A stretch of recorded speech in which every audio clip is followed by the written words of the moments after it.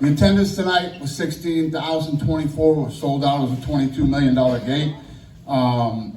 It was the highest grossing.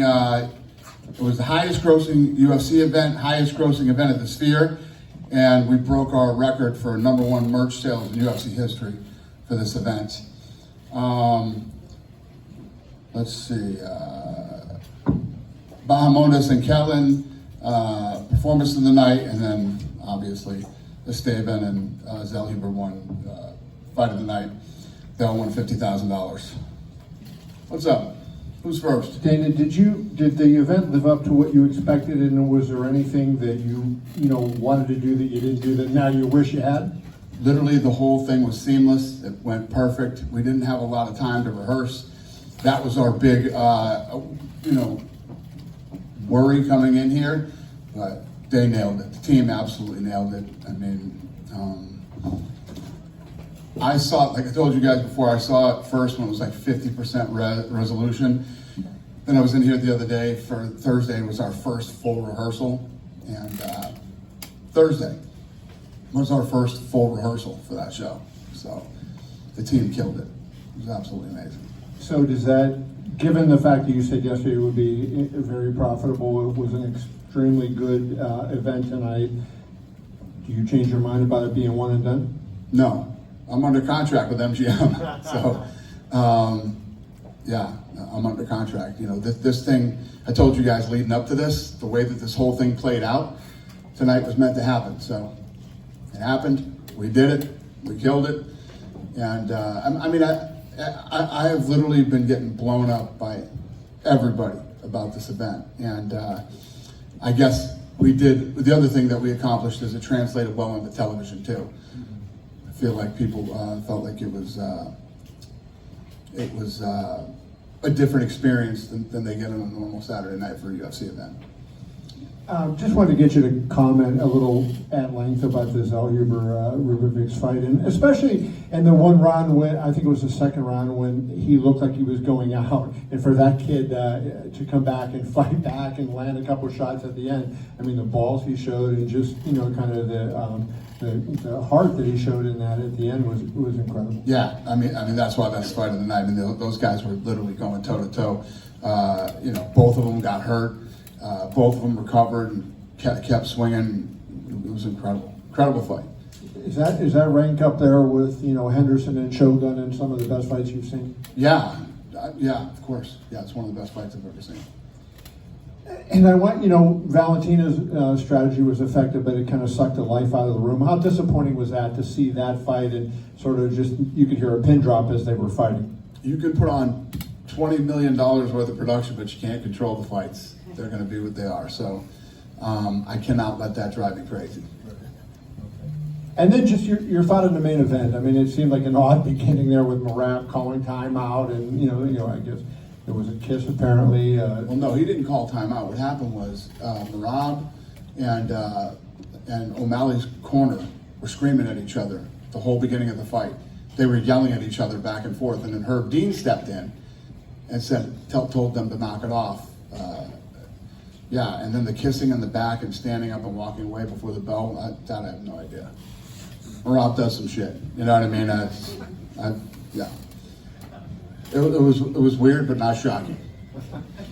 His performance was what everybody would have expected. Were you disappointed with Sean? Sean had fire in that last little bit when he was throwing those body kicks, but you didn't seem to see that fire from Sean maybe throughout that you might have expected. I don't disagree with you. He looked flat. He didn't look sharp. He didn't look crisp.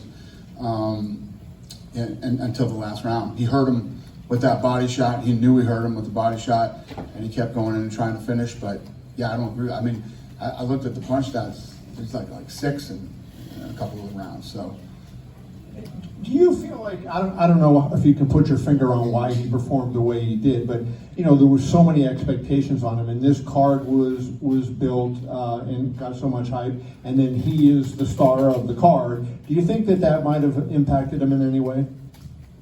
I mean, you'd have to ask him that. I don't know the answer to that question, but I think that he's one of those kids that lives for moments like this. I mean, this is what he's all about. He's that guy. I think that I don't know if he just got in there tonight and felt flat.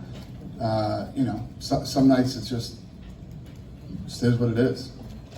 And then finally, where does this night rank in your greatest nights of since you work with UFC? Because given everything you pulled off, and given, except for the last two fights, you know, it was an unbelievable night of fights. I mean, where does it rank in your pantheon of great nights? Yeah, it's right up there with COVID. I mean, going through COVID was really tough, challenging, and then this is the same thing. We didn't have enough time to pull this event off. We didn't have enough time to rehearse this event. We spent shitloads of money on the production, and now when I kept telling you guys, you know, I'm in this thing 17 million, I'm in this thing 20 million. You get the 20 million now, right? I mean, you saw it tonight. I mean, it was as good as the production quality in this building tonight was off the charts. And the thing that made this so, told you this was meant to happen, and doing Mexican Independence Day in the Sphere, you're actually telling a story. There's a story to be told rather than just fights. Because if you just do fights on a regular fight night, somebody came up to me and said, "This is so fucking awesome. You got to do 4th of July now for America." But the point is, the stories to be told, and this was the perfect place to tell Mexican Independence Day story. Last question for me, and I kind of alluded to this at the beginning, but was there anything that the building was technically capable of doing that was brought up to you that you didn't do? No. Anybody in the haptic seats? Did you feel it tonight? Like, no. It was pretty cool. The seats, we did everything, you know, from the audio to the seats to you name it. We did everything that this building's capable of doing, and some things it's not capable of doing. You know, it wasn't set up for. I mean, just to give you guys an idea, think about this. For 30 years, we've had that center hung lighting grid above the octagon, right? And you know, in that is lighting, cameras, microphones, audio, all that shit in the center. That thing went away. We had to figure out how to make that go away, and make it look good on television and make it look good in house. It took 4 months to do that. It took 4 months to figure that out, and they were still. Did you guys look up and sometimes you'd see the lights shining through? Yeah. That was the lighting grid that they actually installed. Our people installed behind the panels. So then the question is, that's 300 feet. The lighting grid's 40 feet. 300 feet, 40 feet, and you have to have, you can't have shadows in the octagon, you know, shadows on their bodies. And it took 4 months just to do that, just to give you some perspective, because nobody will ever really understand how hard this was. Yeah, fun. Right.